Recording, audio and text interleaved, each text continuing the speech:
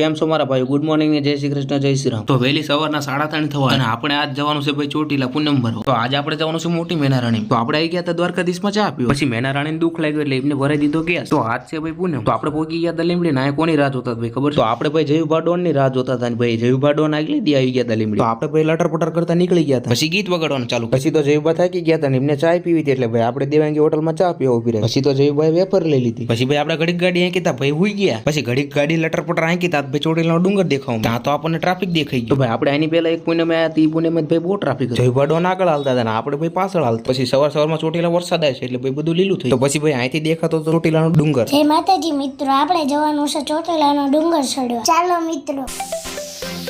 પછી ડુંગર ચડવા લાગ્યા ને ભાઈની પછી ફાટી રહી. તો આ છે ચોટીલાનો વહેલી સવારનો સીન. આપણે ડુંગર ઉપર ચડી ગયા ને જયુભાઈ ચામુંડમાની સ્તુતિ સાંભળતા. પછી જયુભા ડોન સેડા ખંભે. તો ભાઈ મેં તો ચામુંડમાના દર્શન કરી લીધા. તમે દર્શન કરી લ્યો અને જય ચામુંડમાં કોમેન્ટમાં લખી નાખો.